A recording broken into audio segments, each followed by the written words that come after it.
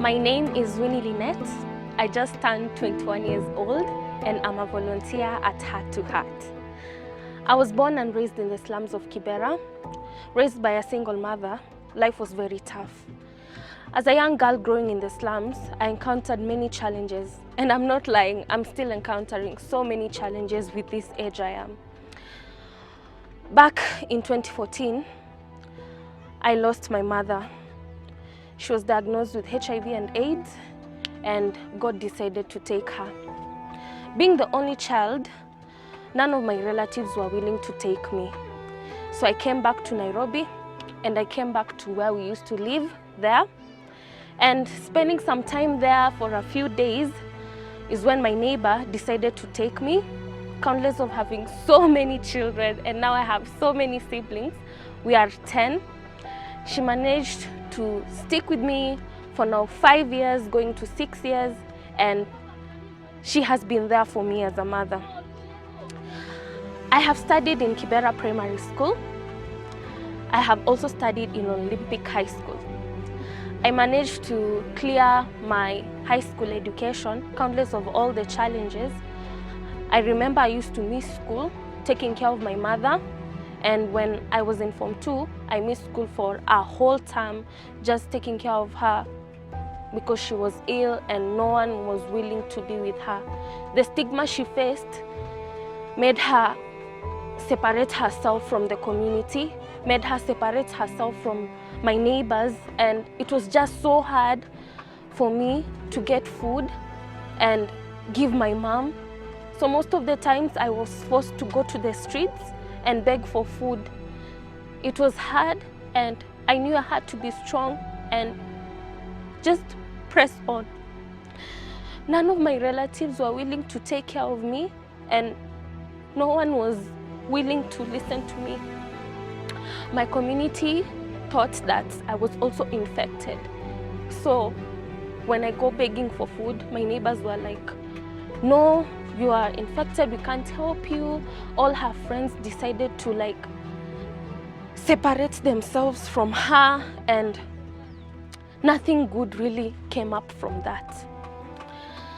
So after my neighbor took me, life started going smoothly until things just didn't go on well. She had so many responsibilities. My foster father also had so many responsibilities, and most of the times I couldn't get essential needs like pads or innerwears or anything because it was so hard trying to be a burden to someone else. So as a young girl growing up, it became hard for me to realize that I have to press on. It became so hard for me to get someone to talk to. It also became so hard for me to approach people and tell them about my situation. I was afraid, I was shy, I was naive, and it was just so hard. In 2016, after I cleared my Form 4 education, I was idle. I gave up. Honestly, I gave up. And I remember at a time when I wanted to now travel and just go back up country and stay there with my bereaved mom and everything, is when I became a Lutheran. The church managed to build me spiritually. The church managed to guide me through God's ways and believe that there is still hope. And through the Lutheran church, I met Heart to Heart family.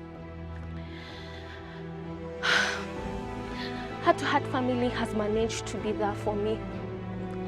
And I thank God I'm a volunteer because everything has gone on well.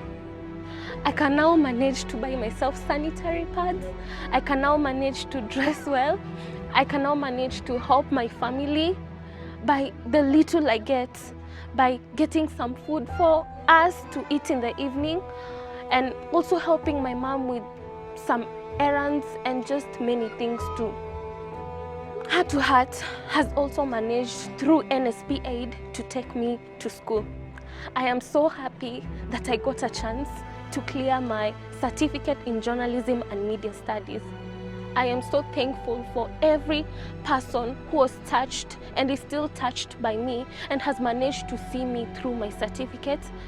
My appeal to every donor out there who is willing to be part of this initiative in helping every young child get a home, secure all their needs, is that I have grown up in the slums, and trust me, if I never got a chance to stay with my neighbor, to be taken by my neighbor, I will be now in the streets. I will be begging for food. I will have no one to take care of me. If I never got a chance to be educated, if I never got a chance to know heart to heart, and if I never got a chance to know NSP-AID, I don't think I could have been here today. I want to beg all of you to be part of this initiative in helping every young child get a home by building the Malaika villages and by building so many rescue centers across Kenya. People like me, young children like me growing up with no hope will find hope. Young children like me will grow up knowing that I still have somewhere to go to after school. I still have somewhere where I'll get food.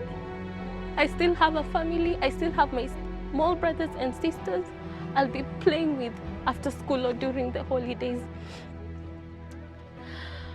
If all of us come together, if all of us be part of this, if all of us get to be touched from one heart to the other, then the whole world will change. Then the young people like me growing up in such a challenging area, not only Kibera slums, even Kawangware slums and any other slums across Africa and Kenya, will find hope. We'll find hope to survive. We'll find hope for another day. My siblings will find hope.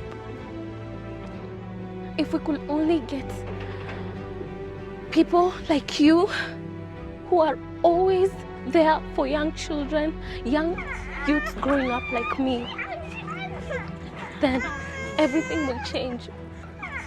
I go to work, I come home, and trust me, I never want to get the same situation happening. I never want to find my siblings have not gone to school. It also hurts sometimes when we go without food. I have been there, begging on the streets, being abused because of my situation. And I wouldn't want it to happen to my younger siblings. Where I stay, I wouldn't want it to happen. Sometimes we go without food. Sometimes we don't go to school. Sometimes there is no work for my parents. And it hurts because it gets hard to change the situation. NSP-AID, God bless all the friends of NSP-AID, God bless Heart to Heart. I have finally found where I belong. And I also want every child out here in Kibera to find the same hope I have found. To find the same hope that an orphan has managed to find through the grace of God, through all of you. And my appeal today is for all of you to be touched.